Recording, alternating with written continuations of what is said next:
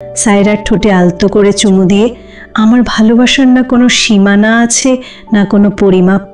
কতটা ভালোবাসি তা নিজেরও জানা নেই, শুধু এটুকু জানি তুমি আমার মন প্রাণ, আমার অস্তিত্ব জুড়ে আছো।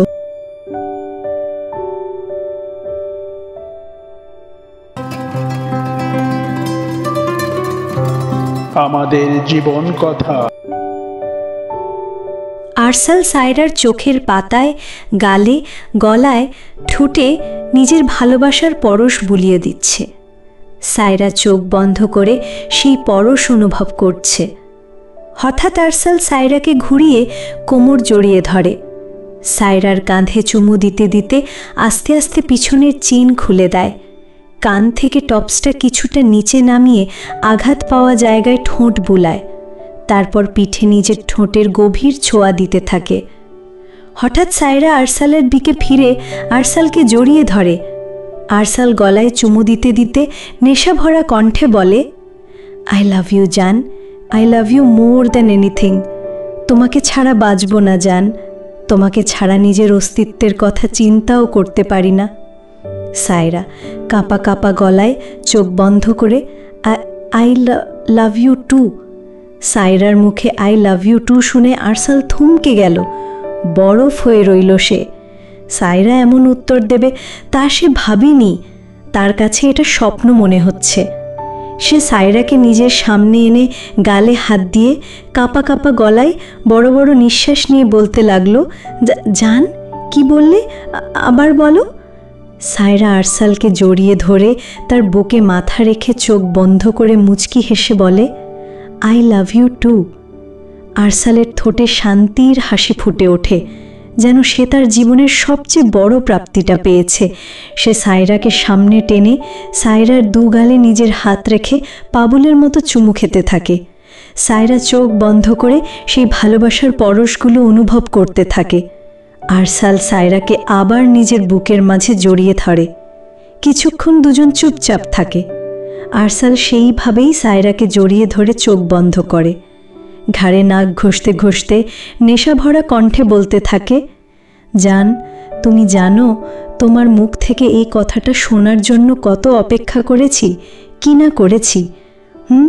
ছোট থেকে তুমি আমার কাছে স্পেশাল, তাই তো তোমাকে কখনই অন্য কোনো ছেলের সাথে সহ্য করতে পারতাম না, সে যেই হোক না কেন। তোমাকে নিজের চোখের সামনে রাখার জন্য কি না করেছি। তুমি যে স্কুলে পড়তে সে স্কুলে নিজে ভর্তি হয়েছি যাতে শুধু তোমাকে দেখতে পারি। তুমি যখন ছোট ছিলে তখন তোমাকে আমার ছোট পরীর মতো মনে হতো। তখন মনে হতো তোমার কাছে না থাকলে হয়তো অন্য কেউ আমার কাছ থেকে তোমাকে নিয়ে যাবে। এই ভয়ে কখনো তোমার কোনো ছেলে বন্ধু বানাতে দিইনি, কোনো ছেলেকে তোমার আশেপাশে আসতে দিইনি। আস্তে আস্তে আমার এই ছেলে মানুষই ভালোবাসার রূপ নয়। তুমি যখন ক্লাস 7-এ পড়ো, তখন আমি ইন্টার সেকেন্ড ইয়ারে পড়ি। তখন তোমার প্রতি নিজের ফিলিংসগুলো বুঝতে পারি। বিশ্বাস করো, অনেক বাধা দিয়েছি নিজেকে তোমার প্রতি এমন খেয়াল, এমন চিন্তাভাবনা থেকে, কারণ তুমি তখন খুব পিচ্ছি। তোমার প্রতি আমার এমন চিন্তাভাবনা খুবই বেমানান। তোমার থেকে বেশ কয়েকবার দূরে যাওয়ার চেষ্টা করেছি, কিন্তু প্রত্যেকবারই ব্যর্থ হয়েছি। তুমি যে আমার জীবনের সাথে মিশে গিয়েছিলে। প্রত্যেকটা সময় তোমার ভাবনা আমাকে ঘিরে রাখত। যতই তোমার থেকে দূরে যাওয়ার চেষ্টা করতাম, ততই তোমার প্রতি নিজের ভালোবাসাটা বাড়ত। মাঝে মাঝে তোমার সাথে রূঢ় ব্যবহার করতাম যাতে তোমার থেকে দূরে যেতে পারি। কিছু সময় পরই আবার নিজেই কষ্ট পেতাম, আবার তোমার রাগ ভাঙানোর চেষ্টা করতাম। তোমার পিছন পিছন ঘুরে ঘুরে রাগ ভাঙাতাম। তুমি আমার এই ফিলিংসগুলো কখনো বুঝতে না। বুঝবে বা কী করে? তুমি তখন এসব ফিলিংস বোঝার জন্য বেশ ছোট। তুমি আমাকে দিনে দিনে পাগল করে দিচ্ছিলে। তখন তুমি আমার ভালোবাসা থেকে নেশা হয়ে গিয়েছিলে। তোমাকে আমার চাই চাই নিজের জীবনে। তাই সিদ্ধান্ত নিই উপযুক্ত সময় তোমার কথা আব্বু আম্মুকে বলবো, তারপর তোমাকে সারা জীবনের জন্য নিজের করে নেব। কিন্তু তুমি যখন ক্লাস 8-এ পড়ো, তখন হঠাৎ একদিন দেখি তোমাকে এক ছেলে প্রপোজ করছে, যা দেখে আমার মাথা খারাপ হয়ে যায়। তখন নিজের রাগকে কন্ট্রোল করতে পারি না, কারণ তোমার ওপর কেবল আমার অধিকার ছিল, আর আমার জিনিসে অন্য কেউ নজর দেবে তা আমি কি করে সহ্য করব বলো? তাই সেদিন ওই ভুলগুলো করি, তোমাকেও রাগের মাথায় কষ্ট দিয়ে ফেলি। তোমাকে হারানোর ভয়টা খুব বেশি ছিল, তাই বাসায় ফিরে আব্বু আম্মুকে তোমার কথা বলি।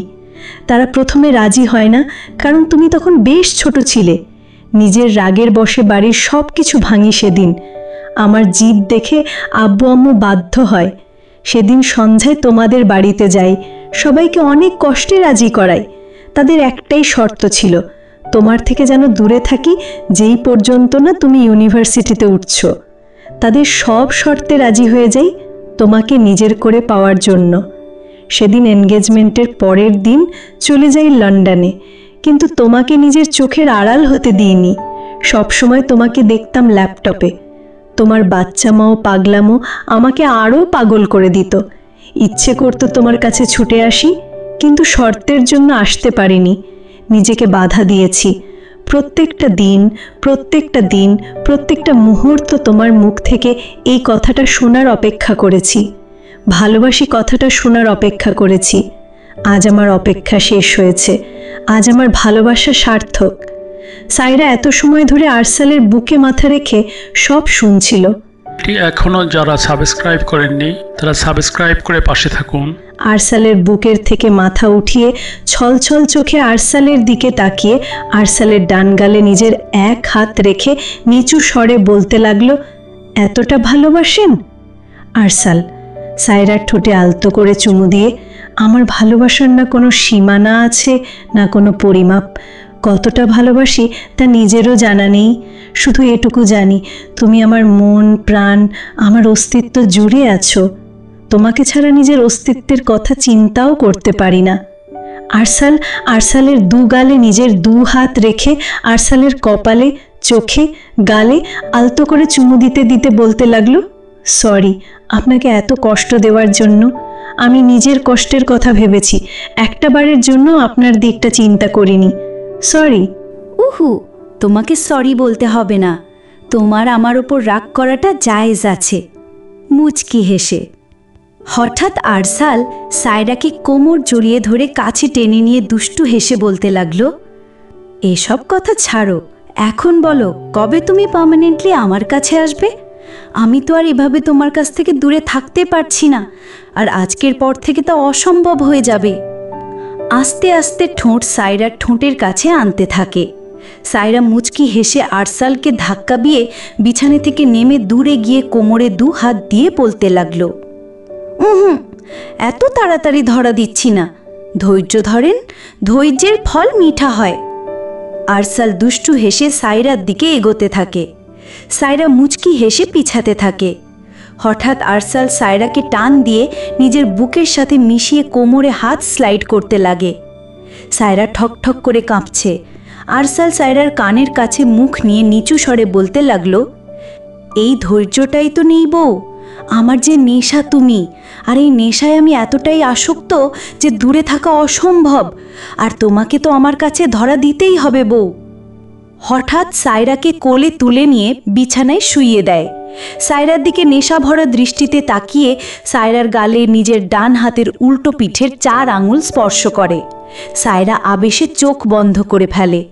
আরসাল আবেগী কণ্ঠে বলতে লাগলো, তুমি আমার নেশা, আমার ভালোবাসা, আমার অস্তিত্ব, আমার পাগলামো, আমার সব কিছু তোমার থেকে শুরু আর তোমাতেই শেষ। জীবনের প্রত্যেকটা মুহূর্ত তোমার সাথে কাটাতে চাই। আমি তোমাকে নিজের কাছ থেকে কখনো দূরে যেতে দেব না। আই লাভ ইউ মাই লাভ। কপালে চুমু দিয়ে সায়রা চোখ বন্ধ করে, আই লাভ ইউ টু। আরসাল সায়রার গলায় মুখ ডুবিয়ে গলার তিলে চুমু দিয়ে নিচু স্বরে বলতে লাগলো, हमें तुमसे प्यार कितना ये हम नहीं जानते, मगर जी नहीं सकते तुम्हारे बिना। সায়রা আরসালকে জড়িয়ে ধরে। আরসাল নিজের বুকের মধ্যে শক্ত করে জড়িয়ে ধরে। আজ অনেক বছর পর নিজের মনে এক অন্য রকম শান্তি অনুভব করছে, আর তা হলো নিজের ভালোবাসাকে পাওয়ার শান্তি।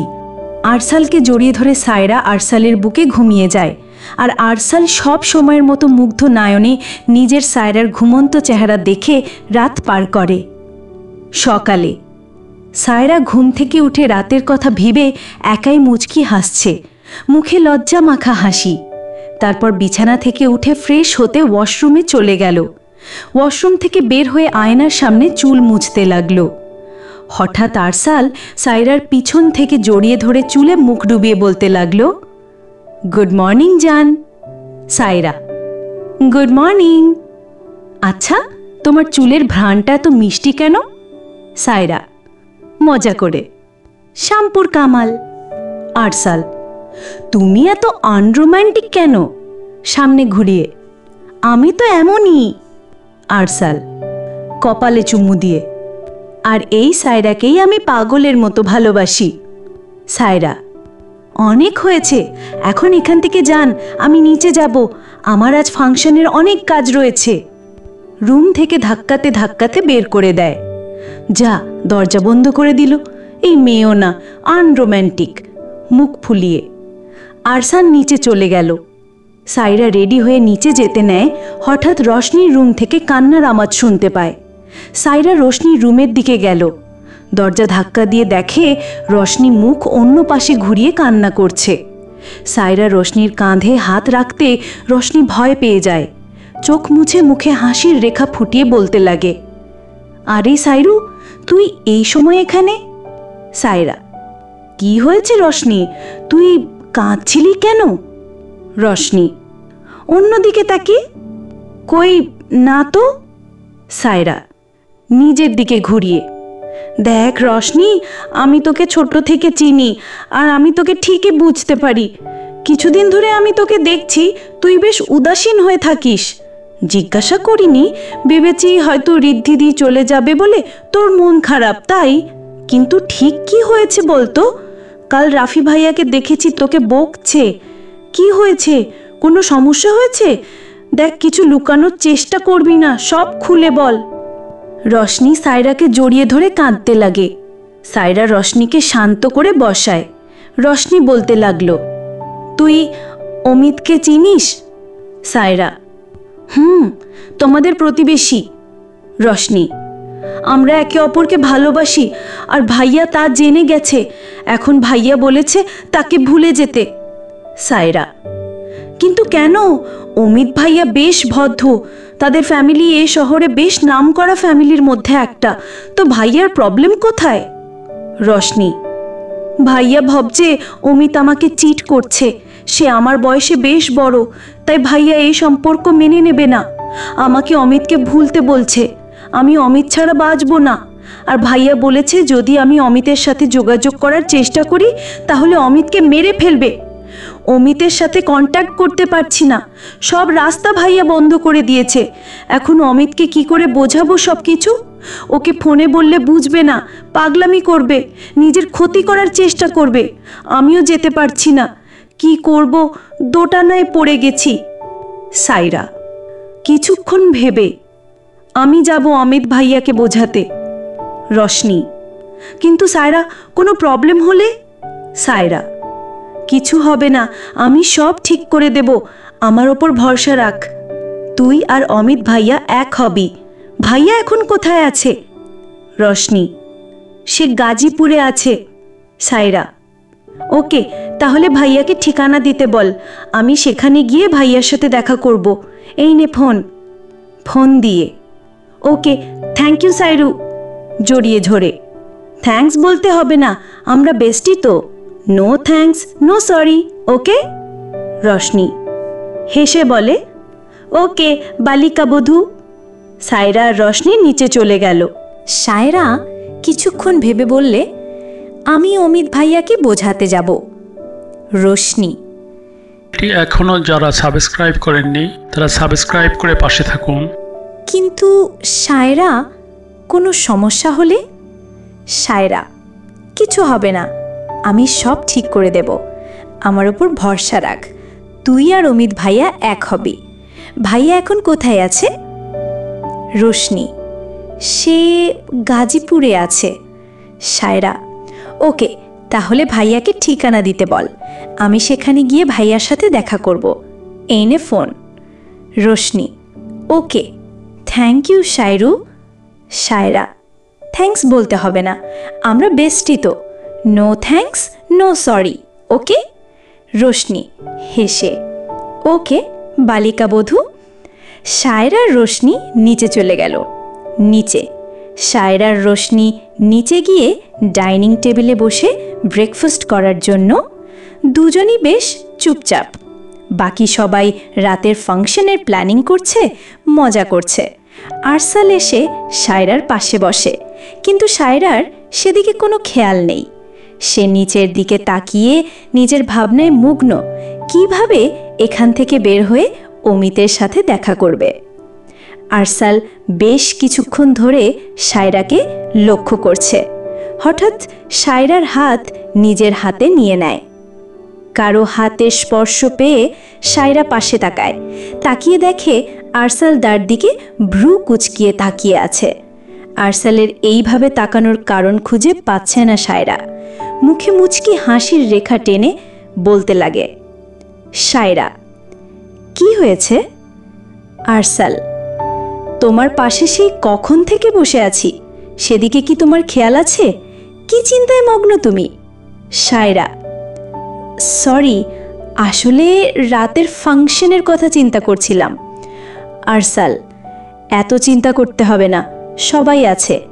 এখন ব্রেকফাস্ট করো, আর ব্রেকফাস্ট করে মেডিসিন খাবে মনে করে, না হলে তোমার খবর আছে। শায়রা, খাবো মেডিসিন। আরসাল, হাতের ব্যথা কমেছে? শায়রা, কমেছে। আরসাল, ভিডিও কনফারেন্সে লন্ডনের ক্লায়েন্টের সাথে আমার মিটিং আছে, কয়েক ঘন্টা আমি আমার রুমে থাকব। তুমি এর মধ্যে বাড়ি থেকে বের হবে না। বাড়ি থেকে বের হওয়া তোমার জন্য সেফ না, বুঝেছ? আর নিজের রুমে চুপচাপ রেস্ট নেবে। শায়রা, ওকে।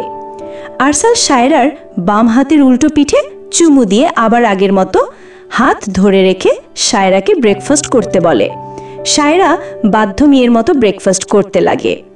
রিসা ব্রেকফাস্ট করতে টেবিলের দিকে আসছিল। শায়রা আর আরসালকে একসাথে দেখে সে ফুঁসতে থাকে, দাঁত কটকট করে বলতে লাগে, রিসা, কাল ভাগ্যের জোরে তুমি বেঁচে গেছো। যাক, ভালোই হয়েছে।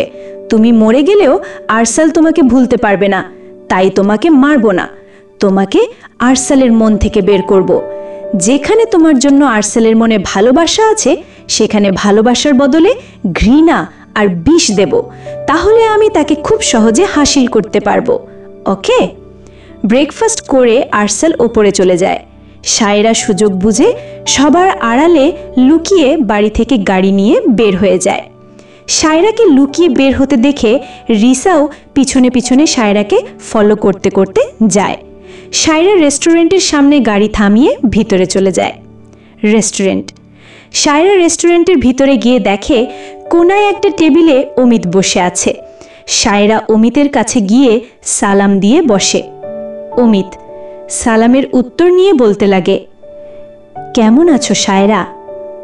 শায়রা, জি ভাইয়া, ভালো। আপনি কেমন আছেন? আপনি কি করে আমার নাম জানেন? অমিত মুচকি হেসে, ভালো, রোশনির মুখে 1000 বার তোমার নাম শুনেছি। শায়রা, ও। অমিত, রোশনি আসেনি?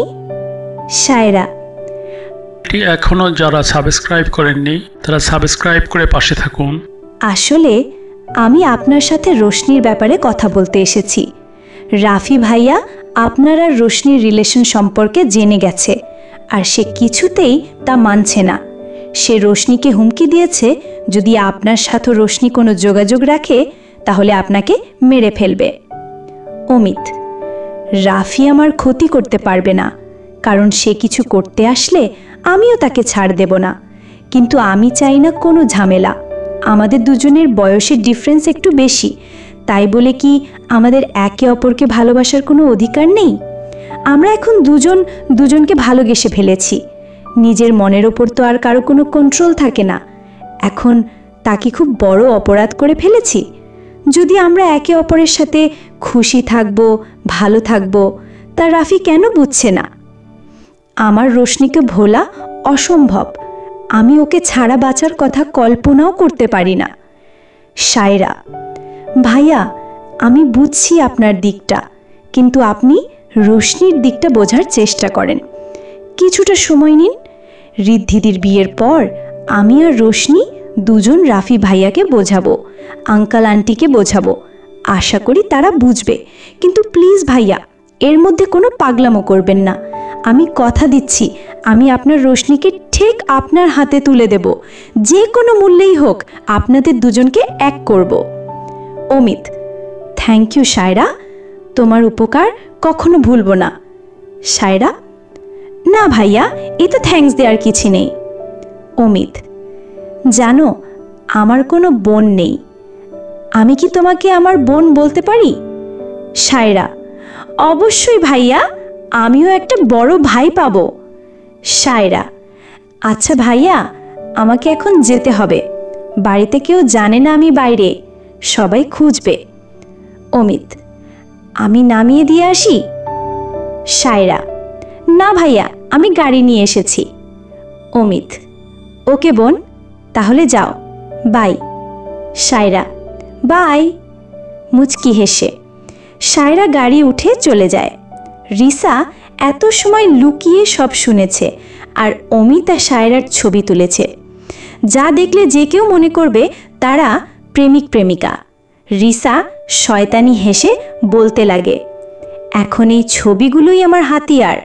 এই ছবিগুলোই এই বেহেনজিকে আমার আরসালের জীবন থেকে দূর করবে। এই বেহেনজির পিছু নিয়ে ভালোই হয়েছে। এখন ঠিক সময় এই ছবিগুলো আরসালকে দেব, আর এই বেহেনজিকে তার জীবন থেকে বের করব। গল্পটি আপনাদের কেমন লাগলো কমেন্ট করে আপনাদের মতামত জানান। আমাদের জীবন কথা চ্যানেলটি সাবস্ক্রাইব করুন এবং বন্ধুদের সাথে ভিডিওটি শেয়ার করুন।